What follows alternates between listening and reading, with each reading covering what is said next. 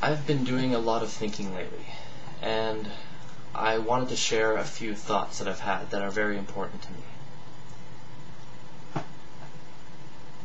I realize that it's not important if people understand politics or political discussion or economics or even history or anything. Because, all of these things really are just ways of rationalizing things that we should already know, other than history, maybe. The problem in my mind right now is really very simple. It's that people don't even believe in themselves anymore. Everyone's so scared and broken that the only choices we have are which authority are we going to choose to trust or appeal to. Are we going to trust some emperor or political leader or the majority or some family member or some religion or what some might call a cult? That's that's pretty much the only choice that we have. It's like we've all been convinced from an early age that what we feel or what we see or what we believe is somehow wrong or inferior, inherently inferior to what is accepted, the dominating view. Like opinions of what is virtuous or what is beautiful. Like standards that only exist within people's minds, abstract standards. And my cat's trying to drink my stuff, and I gotta defend this while trying to... This is getting complicated. These kind of cults, this is what I call cults. Cult ideas that they only exist within people's minds, but because many people believe in them, they all get in a group, and it's easier for them to believe in it when everyone believes in it, so they start to gain extra confidence to force their standard in an elitist way on others. It happens when you get into a group of your peers and you just get confident and think that your way is objectively right, when really there are many ways to live and be happy. The point I'm trying to make is that the problem is that nobody really just believes in themselves. Nobody believes in anything from the heart and believes in it consistently. Because when you believe in something from the heart and you actually believe in it, you don't compromise that. You live it.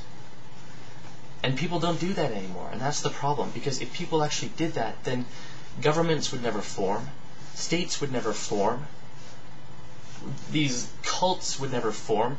All of these things are... These oppressive, abusive families would never form. All of these things are just cults that prey on broken people. And they gain a following based on the huge masses of broken people that exist in our culture. When I say that governments or states would never form, I say that because governments are inherently an inconsistent philosophy. It's a philosophy that hasn't really made up its mind ethically on what is practical. Because on the one hand, it claims that, well, here's the group of citizens, and, well, they can't steal or murder or torture or anything like that, because for them to do that, even for some greater good, for them to do that would be impractical. If we were to allow them to do that, we'd have vigilante justice and people, using that as an excuse to do anything. It'd be crazy. It'd be anarchy, shall we say. No, I would never say that. But, but on the other hand, there's the government, and this group of people, it is practical for them to steal or even torture or maybe even murder for some greater good. All they do is add some label, and all of a sudden it's practical for them to do these things. It's a philosophy that hasn't made up its mind yet. Like, there's nothing wrong with believing that you have to kill millions of people in order to save humanity, or that you have to torture or do all this crazy crap in order to do some greater good. From an ethical perspective, I don't see how that's inherently wrong, because I don't believe in objective ethics. But if you do believe that killing people is the answer to your goals, and you believe that we need to go over to Iraq and kill people you've never met, or have never met you, then do that.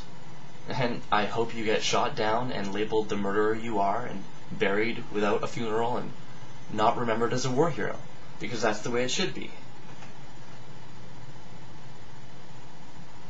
In a rational society.